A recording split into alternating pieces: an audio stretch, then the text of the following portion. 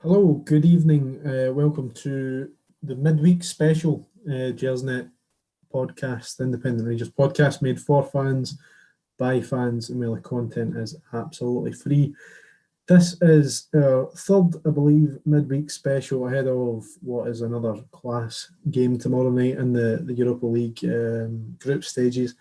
Rangers travel to Benfica to face off against the Portuguese Giants. The team travelled out today ahead of tomorrow night's match. So I am joined tonight by Alec Anderson. We are going to go through a preview for tomorrow night's game, and we'll also have a wee look at some other things that have popped up in the world of Rangers this week. But the game is at the forefront of our minds. It's tomorrow night at the Stadium of Light. It's going to be a cracker, I think. Two teams that have 100% records in the group stages.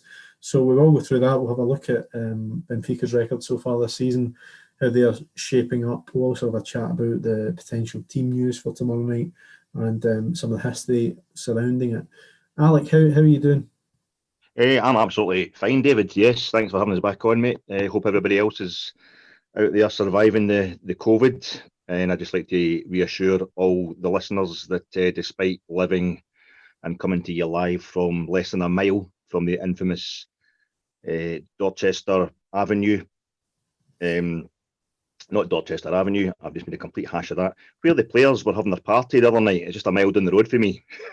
Okay. I'd just like to assure everybody that I wasn't there. Right. You completely lost me when you said Dorchester Avenue. That's another street nearby. It's also less than a mile for the hotel. You could really have said anything, to be fair, and I would have been none the wiser. But no, this is a much more relaxed setting tonight. You know, this is the equivalent of, the Sky Sports pundits having the casual clothes on and just casually discussing games instead of the shirt and tie and suit affair that's a Sunday night podcast. So we'll try and go through as much as we can in the next half hour or so. But Alec, I know you're a bit of a stato. I know you know your stuff in terms of European football. Obviously, both sides of the 100% records in the group. Both sides did have unbeaten records in the league up until Sunday, and Benfica lost to Boa Vista 3-0 on Sunday night, or was it Monday night? Monday night, mate. Yeah. But yeah, we'll go through the group stages of the Europa League first, because I think that's more pressing in our minds. Obviously, we've had a good start, but Benfica have scored a few goals and are going to be dangerous opponents tomorrow night. Yeah, they are, and I think the worst thing that I could have done this week, other than try to make that joke about going to Devonshire Terrace, is watching their game against Boa Vista. It was on Premier Sport in the early hours of Tuesday morning, the full 90 minutes. I recorded it. And it was the complete opposite of what the stats tell you about Benfica so far this season. They were absolutely honking. Mm-hmm.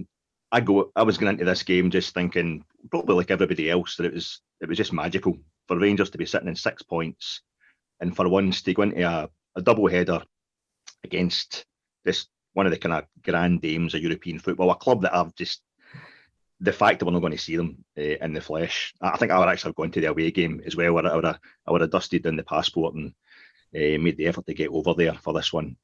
I was just quite happy thinking, not that I don't care. We're never going to say we don't care how the team got on, but for them to have a kind of free hit at this, we're on maximum points already. We've already got more points from we're one away game than we've in this group stage than we got in total in the group stage of the last 2 seasons. And I was just going to sit back and relax and just see this as a reward for the effort that the players have put in this season. Was just getting to go and play Benfica and just to enjoy it with no pressure really. But having seen them on Monday night, I can't help believing. Obviously, everything else that they were unbeaten. They're unbeaten in the last 5 games against Boa Vista. They were unbeaten. They'd won all their previous 5 games that they've played in the Premier League in Portugal this season. They've also opened with a 100% record, scoring even more goals than us in their first 2 games in the group stage.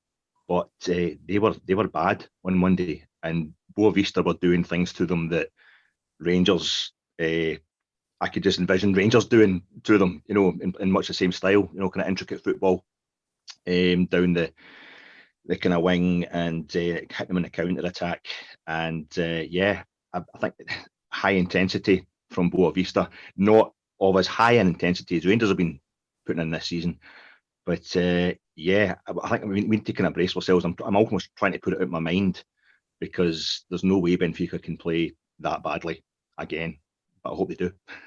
The weird thing is, I mean, you're talking there about the way Bob used to play that. I saw some of the highlights earlier, and that's pretty much how we've played when we've gone to Portugal. Last season especially, when we should have beat Porto away, and then we beat them at home, and then the Braga game. I mean, that was a masterclass from Gerrard in terms of playing in the counter, and yeah, I don't really see any reason why we can't go tomorrow night and expect a result. And it seems a bit greedy, because I've felt like that before both games so far, where and as I said before we came on air, the kickoff time's a bit weird. So that Standard Liège game, I was working right up until the kickoff, so I didn't really have time to properly think about the game itself. But I wasn't really worried, and especially when the way we started in that game, I thought we were comfortable. Then, last week was a bit harder, just in terms of the way we sort of started. We were a wee bit sloppy the first half, and then we finally get the goal, and it was a very different game, I thought, to the first one. But it's sort of weird just going into these games, and seeing you consider, the first two seasons in the Europa League, when we got to the group stages, you sort of bite your nails in the build up to the game. You'll then bite your nails all the way through the game, and there was no expectation for us to really go through. And I don't think even the fans were going to the games and like, oh, we need to win. It was very much like, take it as it comes. But the more time's going on, I actually don't know if us not going to the games has something to do with it, because you're not having that pent up. Like, ordinarily, I'd be travelling down from Dundee on the bus for, it was usually working out about 3 hours to get to Ibrox on the old Money Feet Loyal bus. But you're having all that time to think about the game, think about what team we were going to play, what the lineup would be, what the atmosphere would be like. There was a lot going through your head, whereas now I think it's a wee bit different, just because there's not that sort of level of anxiety going into games, because we're not all building ourselves up to actually be there. So I don't know if that's maybe having an impact on the psyche of it in terms of a fan's point of view, but certainly going into the games at the moment, it doesn't feel like, but I certainly don't fear anyone in this group, or anyone that we've played so far this season. I think what Gerrard's done is what we fear most now, whether the fans are there or not. The past 3 seasons, it became pretty evident pretty early that he knew how to cope with the big games. He knew how to cope with the tougher opponents, and the team almost relished it. And this kind of perverse things cropped up, where we're actually taking more kind of heart from when we put away Livingston at Ibrox the other week, or when we put away Kilmarnock. I mean, that was a massive win psychologically on Sunday. And it's like the European games, because they're virtually all of them, bar the first few qualifying rounds, they're virtually all massive games against clubs which would be no disgrace to lose to. They can exist in a kind of parallel universe where it's almost like a bonus. I can't agree with you. I'm a terrible worrier, when it comes to Rangers. I think just the general powerlessness of what you can do. You can't actually do anything, and particularly when you're not at the game. I'm terribly negative online, and when I'm talking to people in the house and all that about the game. But when I'm there, and it's because when I'm at Ibrox, when I'm breathing the same air as Rangers, I make a point of being as positive as possible, because you can actually communicate it to the players. But when I kind of do anything about it, I feel worse. But like you say, I think that's actually allowed almost kind of laboratory conditions for Gerrard to, implement his ideology on the team, even, to an even better degree. In this season, we're performance level. It's not so much, we're all talking about how they're not actually unleashed on anybody yet. They've not actually cut loose on anybody, but they're kind of cutting loose on the season as a whole. It's as if they're spreading the performances across the whole season. Like so last October, we're beating, we beat Hamilton and Aberdeen 5-0 each in the space of a few days. I think we beat St Johnstone 4-0 the game before that. You're scoring like 14 goals across 3 games, and 2 of those games are responses to Celtic dropping points, and you're thinking, yeah, this is the way to go. but it's almost like the next time we played Aberdeen and Hamilton at Ibrox, we didn't score against either of them, and we could have done with some of those, extra 3 or 4 goals we'd scored against them in the October. And it's almost like we're doing that this season. We're getting the 1 against Kilmarnock and not conceding. We're getting like the 2 against Livingston after 16 minutes, and that's it. Game's over. And then we played against Lech Poznan, and we started turning the screw early in the second half, and then when Alfie came on, that was we had a 67-minute period of pressure. When we scored, another couple of minutes at trying to get a second goal, and that was it. It was almost like they only required 8 minutes of effort to actually win that game. So I think you're absolutely right. It's becoming kind of surreal. I could never say that I'm not worried. And the only thing that's worrying me about this game is just how bad Benfica looked the other night, and the fact that, as you say, we've performed so well against like Porto, Braga, teams who have been better than Benfica over the last few years. I can't help believing. I just cannot help believing. But the nerves are kicking in because it'd be such a momentous occasion to beat them. I think just picking up on what you were saying there, for me, the one I can use as an example, because it's at the very tip of my tongue, was the last game we played before lockdown, which was Ross County away, and it was just the worst game ever. And we scored late on. Ryan Kent scored in the second half. I found like last season I was coming away from games like that where we won narrowly, and it felt a bit like, Jesus, we could have lost that, or we could have drawn that, or we could have conceded a goal, but we had conceded a goal, a late goal.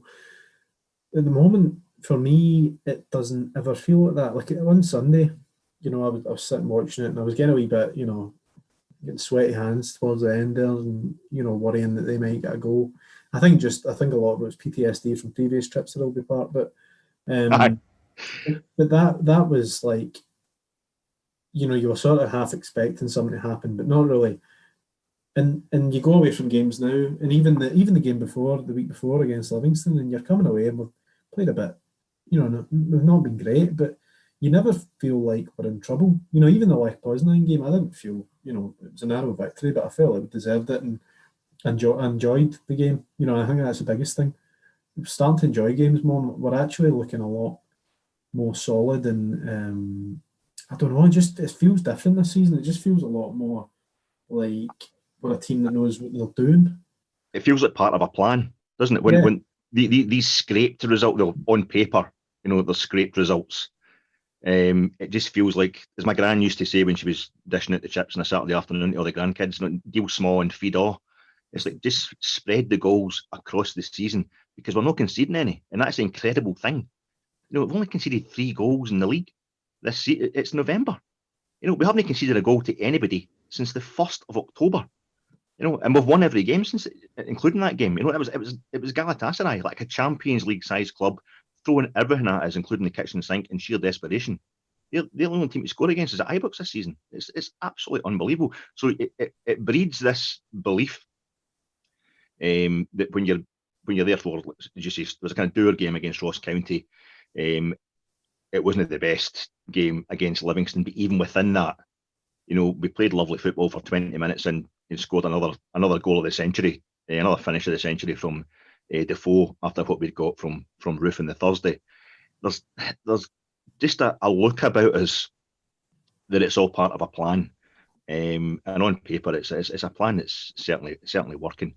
And I just, the only thing that's worrying me is, I know we've got the big squad, and it's been rotated well. Players shouldn't be exhausted, but it really is an intense schedule, so far. And this is us coming up to, I know a few of the players will be on international duty, but this is us coming up to the 3-week break in the Europa League, and then there'll be an international break for the league. And I don't know if the players are getting to that point where it was pretty intense towards the end at Kilmarnock. But again, as you say, I don't know if that was just all in my head, because the scar tissue of what's happened there. The previous 4 times have been 1-0 up late on, and then Kilmarnock have scored twice. But I don't know if the players are going to kind of collapse in a heap after tomorrow night, or if they're absolutely dying for it. If they're seeing this as almost like a wee last day at school before the October break, or that kind of, before your summer holidays, they're just going to get there and party. And I just have a funny feeling that moment we're waiting for them to kind of cut loose, and really turn it on is going to be tomorrow night. I think the way this team plays, they will struggle against smaller sides when the pressure's kind of on them. But when there's, as you say, when the fans haven't been there to make them feel under pressure, they've managed those games quite comfortably within themselves. There's been no panic. There's not been a lot of goals, but there's been no panic. And I just feel as if this tomorrow night might be, we're about to have a few weeks off. We've had a great season so far. Let's bring this portion of the Rangers season to a glorious end, And I'm getting myself quite excited about the fact that we could actually beat Benfica in the Stadium of Light. Yeah, no, I agree, and I think it brings us nicely onto my next point. But I think you're going to find, you're talking about players and the demands that are on them with this run of games. But I think we're looking tomorrow night. We'll probably see Barker come back in, or someone of that ilk. But we'll come on to Jones and Edmonson. But that's Jones is not an option. So Barker's the only obvious right winger. I think for a game like that, I would expect to see him in the team. I would expect to see Kamara back in, and I think quite possibly Ryan Jack will drop out as a result. That's just my opinion, but yeah. And I think Morelos will start over Roof on this occasion, personally. And I don't know about Balogun and Hollander. That seems to be, Balogun seems to be playing the European game, so it'll be interesting to see if he comes back in. But would you agree with that, or have you got your own thoughts on what the setup will be? It's a strange one when it comes to the big one with European games. The big kind of variable is who's going to be playing that kind of right-hand side slot. It's a big one with all the games we play, that kind of inside right area. And as you're saying, Hadji scored the 2 goals against Braga last season. Then you had Brandon Barker played really well in Do Dragao against Porto. We were fantastic that night. And then you've got Arabo, who scored last season's goal of the century against Braga. So they've all got kind of previous against the Portuguese teams.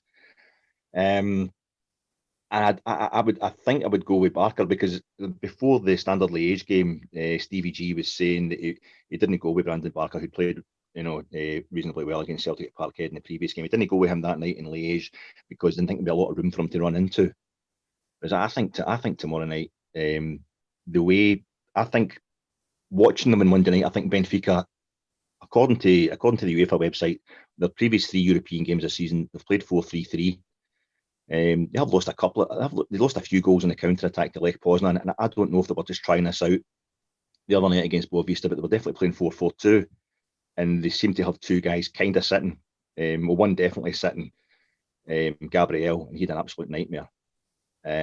And Adel Tarat, who everyone will remember from his days at QPR, the big Moroccan fella, he was having a bit of a ropey game as well, and he hooked 3 of them at half time and brought on kind of more attacking options. And I think, looking at the previous games in the Europa League, they've scored 7 goals total over the 2 games. I think they're a team that likes to attack. I think they're a team that likes to go forward, and I think they're going to give us space at the back.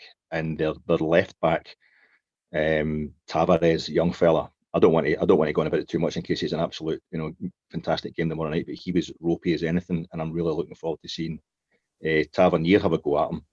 But also, I like the idea of Brandon Barker just running at him. The 2 holding, I think Glenn Kamara's got to be. He seems to be. I mean, didn't play on Sunday. I think he's done fantastic in the 2 European games, and Celtic at Parkhead, obviously. Arguably man of the match in a couple of those games.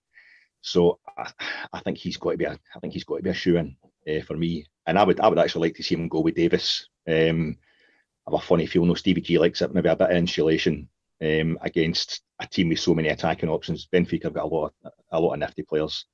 I have a funny feeling it might be Jack. Be interesting anyway, whatever way he goes. But when one thing I'll say, and you mentioned Hadji there, and last Thursday I just couldn't get my head around that performance from him, especially the second half. I don't hide scepticism when it comes to Hadji. I'm not overly convinced by him. I found that performance last week bizarre. That second half when he just kept giving the ball away, but it was continuous. It was like he wasn't doing it deliberately. I don't think that, but there was a bit of something in his head that was just gone, and that worries me. That on that stage where you're trying to probe for a goal, that he can lose his head. He didn't need the fans there to be getting on his back. He was getting on his own back from the word go, David. You saw it. He was, as you're saying, he seemed to have some kind of internal nightmare going on. He was throwing his hands up in the air. He was obviously, we all remember the wee bit just before we actually scored. About 6 minutes before we actually scored, where he kind of gets in Roof's way, and Roof's kind of having a go at him, but a kind of controlled go at him, whereas Hadji's just he's losing the plot, and then he was starting to knock the ball straight out, and it's a shame. I'm hoping, Ryan Kent used to do that as well. You could see he's just being too hard on himself, and you'd rather that than he's being too slack. Mm-hmm. But he's not got the pace, obviously. Hadji, he was kind of poor when he started in Liège. I think that really, well, it did work. If we win a game like that in Liège, it does work, But he seemed to have a kind of anonymous game that night as well. But he's such a potentially, when we've got the likes of Livingston or even Kilmarnock, teams that are camped in against us, you need guys like that who can pick a lock, and he's contributed really well. In fact, it was a goal. It was a game against Livingston at Ibrox. There's a lovely ball through 2 times to open them up for the first goal. And I remember him playing the 1-2 with Scotty Arfield at Easter Road for a smashing game. He's got great combination play. He's really got the touches. He's got the moves. He's got the kind of vision. But when it's not going for him, he's starting to lose it. And I think it's probably the team's doing so well. He's not a mainstay, and that's getting to him. But he's going to get his shot. If he keeps ahead, there's going to be plenty of opportunities because we're playing plenty of games this season. Yeah. Anyway, what is your score prediction for tomorrow night then? I think it could either be a 1 each, a la Porto last year, or I seriously think we're looking at 2-0 to the Rangers. Okay, I think 1 each, but I wouldn't be against your second suggestion. We shall see. We'll move on to a couple of other things that have happened this week before we finish up. Obviously, the news on the start of the week about Jordan Jones and George Edmonson, who have been suspended after they appeared to have been involved in some sort of party. As you mentioned at the top of the show, there's going to be a lot of repercussions for these 2 guys, especially as guys who are not, regular starters in the team. Jones has done okay this season, but it's not looking good. Do you think their careers as Rangers players are finished? I don't know. I don't actually know. It was difficult to tell from what Stevie G was saying. His little kind of piece to camera via Rangers TV today. It felt as if he was saying, "That's it. We're drawing a line under it," and he brought the players' families into it. They'd made their families ashamed, as if that was the kind of harshest thing you could think to say about them. And then it was like, we better ease off. After that, it was kind of want to draw a line under it. I'm like everybody else. I think the knee-jerk reaction yesterday when you heard the news was Jones is gone and Big George is hanging on by a thread. And we're only basing that on what we see when we see these players on the park. You're judging it on the fact Jones has got a bit of a record. He upset the Kilmarnock fans. I don't know if he was that popular when he was down at Middlesbrough either. I didn't like his celebration. It was a fantastic goal against Motherwell at Fir Park, and I don't really know what the kind of shut your mouth celebration was all about. Was it people talking about him or something? I'm thinking, no, mate, you should be a bit more humble after what you did with that last Old Firm game. Big George, I think he has the look of a guy who you just would think is easily misled. He's only 3 years younger. He's 23 years old, and that is, in football terms, you're getting to the point where you really need to look after yourself. But it's serious, and I think I wouldn't miss Jones. I think we could miss him as a squad, depending on how the season goes. We're going to get hit by COVID, at some point, actually hit by it. We'll probably get a lot of players having to self-isolate. You're just going to get natural injury, suspension as a season like this goes on, if it goes on. So we need as many players as possible, but I just can't see Jordan Jones getting back. I don't know how you could actually get rid of him without doing the same for George from the club's point of view. But I'm their coat's definitely in a shaky peg, but I genuinely don't know how it's going to go. I didn't really get a clue from what the manager was saying. Do you have any sympathy for these guys, these players? Because obviously there's been a few of these issues now, but it seems like, these footballers are getting caught out quite a lot, and it's obviously part of it's down to the position in the public eye. But do you have any sympathy for the fact that the situation they're in, or is it a case of these people that are being paid vast amounts of money to play football should really be staying out of trouble?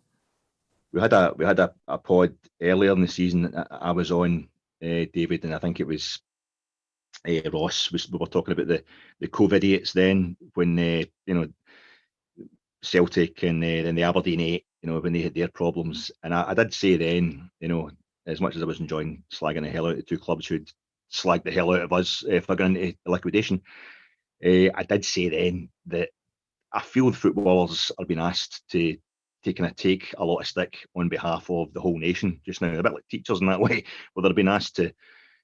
A lot of onus has been put on them in a really unfair way by the government to go out there, and basically they're putting themselves at risk. When the country's been asked to kind of stay indoors and avoid going out, they're going out all the time. Just to kind of entertain us and keep us all happy. But I don't like to jump on the old bandwagon of rich players being really kind of careless and entitled, but they have been completely stupid. The two of them are completely out of order, and I do not understand how the hell they've thought that was in any way advisable. Even if it's like they're gagging to go to a party, I don't understand young guys, we don't want to get cooped up in the house. I'm early 50s and I hate being cooped up in the house these days with the COVID, but I just don't understand how they could actually not get the message from the club and from everything that's been happening in Scottish football this season, that was just the stupidest thing to do. And to actually, and even just from a common sense point of view, to go to a party where everybody's got phone cameras and think, that they're somehow going to get away with it. No, it was completely negligent, and I don't like to jump too much in the bandwagon of kind of castigating footballers as the only evil in society, but for me they're a pair of right numpties, and they just shouldn't have done it. Yeah. It's not the only sort of COVID news this week. Obviously, the SPFL meeting, or certainly a survey, I think it was, reached a bit of a deadlock. There was some rejections of a potential for teams to forfeit games 3-0 if they can't fulfil fixtures. There's also chat about curtailment of seasons again in case there was another spike of COVID that resulted in football being stopped. 20 clubs agreed to a points by game decision, similar to last season. 17 clubs to null and void, and the other 19 saying it was too soon to make another decision. Do you think that the team that's at the top of the league will make a difference to what's what in that sense? Oh God, yeah, absolutely, yeah, patently. I think the way the Scottish football's gone the past few years, the past few months, it's just about negotiation. There is no strong leadership. What happened to end last season was absolutely disgusting, and was shown to be. We went to the Court of Session, who, although they eventually didn't make a decision in the Court of Session, they did agree that there was a case to answer. And I think it's killed all the authority of the football authorities, and it's kind of opening up, it's exposing the fact that it's just the most powerful voices within Scottish clubs are the ones that are running the game. I mean, when, as we've all been saying, when is the last time the first Old Firm game of the season didn't take place until mid-October? It's always August, sometimes early September. Celtic basically are actually lobbying the Scottish government just to give them everything they want when they want it. they don't care that people are dying in their thousands from COVID. They just want their fans in the stadium so they can possibly help them win a game against Rangers. So we're in a really scary situation, and I think the one thing Rangers need to make sure is that they are top of that league. If COVID does, if it escalates again, well, it already is escalating again. We have to accept that obviously human life is more important than the football. But we just have to make sure that we're top of that league if the league does get called early, because then I would actually, to be quite honest with you, I would love to see Rangers saying, no, we'll play the league to a finish, or we just call it null and void. Because if the team that's top of the league is calling it null and void, then the team that's second can then claim they've won the title. Yeah. Okay. On that note, I think we'll call it a day there. It was good to sort of preview that game tomorrow night. I think everyone's excited about. It's a glamour tie. It's just a pity that we can't travel over for the match. But Alec, thanks for joining me tonight for the wee bonus edition, and thank you all for listening again. All previous shows and upcoming shows are available to stream on the usual platforms for podcasts. And we'll be back on Sunday night with all the reaction to tomorrow night's game, as well as Sunday's match with Hamilton. So thank you for joining me, and we shall see you again soon.